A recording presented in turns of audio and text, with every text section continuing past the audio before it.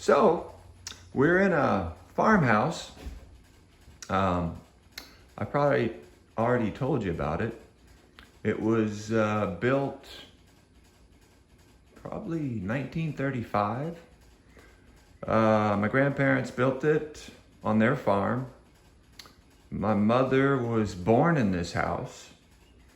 And for the past several years, my brothers and we've been making some modifications. Changed out the lights, raised the ceiling, stripped wallpaper, then stripped paint off of those walls. We like the color. Those are tongue and groove pine walls. And today I want to orient you to this place using a gift that I got. I think it was a Christmas gift that I got my mother. Might have been last Christmas. And it's there on the wall. I got her two of these. And we're going to zoom in because we're going to talk a little geography here. This is an aerial photo from 1959. That works okay as a pointer. And let's see, my mother was born in 1937, so she was 22 years old when this photo was shot. And I guess she was probably, my oldest brother was getting ready to be born. And so she had left this place a few years earlier, go to college. And the place she left, if we zoom in, well, basically from this line of forest and cleared area, and then extending back to that meandering river, well, that was my mother's home geography because that was the family farm where she grew up. And we can zoom in a little bit, get, a little bit more. And let's see what I can do. Right now, I am standing in, where's my pencil? Pencil. I'll just use that. I am standing in a house that's sitting right here. Here's a barn that I'll tell you about later on. And this is, I guess it was about 240 acres that my grandfather farmed. And the farm extended from, this is the western boundary up on a hill, which I'll take you to for a later installment. Here's a road called Folly Brown Road, gravel road still. Google Earth Street View has not been down here. And then from the road back to the river is about a mile, which I hope to take you back there and show you what it looks like. The cleared area is where my grandfather raised first cotton, and then later he raised corn. Then later was raising cattle and growing hay. And this was the childhood playground for my brothers and I. And we might be playing in the barn. We might be, we're back at the river, fishing, camping. Sometimes we would walk upstream, find a log, and then float it down. But yeah, this was our playground. It was a great place. And also we helped my grandfather with the cattle. It's a dynamic landscape, mostly because of this meandering river, called the Amit River. And those meanders are not fixed in place by levees. And so these two cleared areas, which my grandfather called the river fields because they were right next to the river, they are no more because the Amit River has meandered and chosen a new course. So we've lost land and we've gained land. Now the farm is about 400 acres, and we're not raising cotton. We're not raising corn. We're not raising cattle. Instead, we're doing what you see up here. We're raising forest, which I'll show you in just a little bit.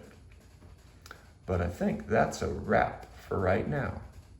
Hey folks, I'm about 200 yards from the house at where the aerial photo is. And I want to give you some idea of land use on this family farm. And this is actually a pretty good site. If you look to the north, you'll see a cleared field. It looks pretty ugly. If you look to the left, you'll see a densely packed pine forest. It's a forest of loblolly pines, or maybe it's a mix of loblolly and slash pines. Those are the commercial pines that we grow down here. And this is this is a story of changing land use. My grandfather grew a fiber plant on this very land, and he was growing cotton. That's the fiber crop. And now we're growing another fiber crop, and that is pine trees. And that started when my parents took over control of the farm after my grandparents died. And they chose to not move out to the farmhouse, not buy tractors. Instead, let's do low involvement farming. And so they moved into growing pine trees. And so all those cleared spaces that I showed you on the aerial photo, they were planted in pine trees. And the pine trees were intended to be used for the pulpwood market. In Louisiana, especially this part of Louisiana, these trees can be harvested 8 years after planting and used to make paper products, toilet paper, for example. They grow fast because it was a long growing season.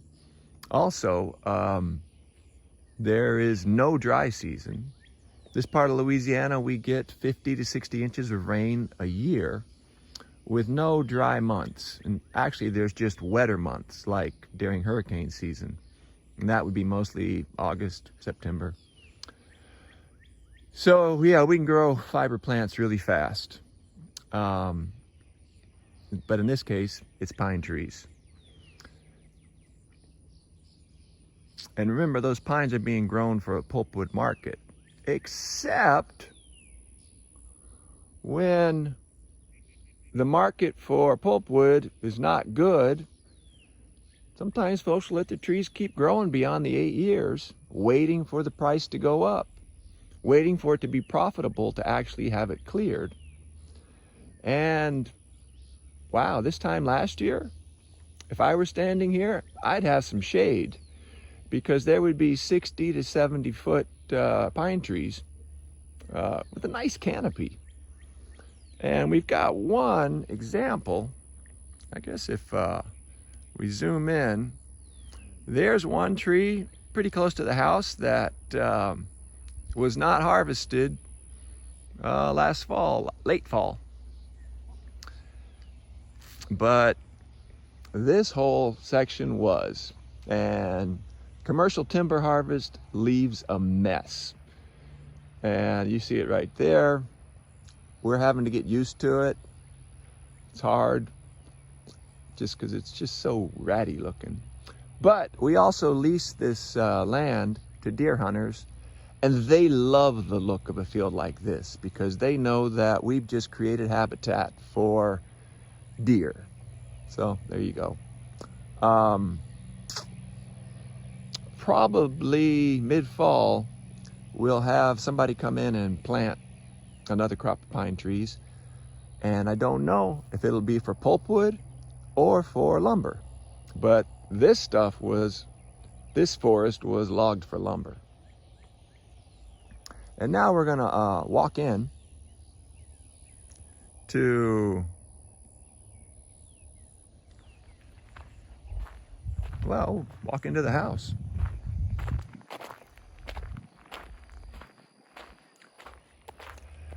Walking on a gravel road. As I told you, this gravel road, well, it leads back to the river. It's about a mile away.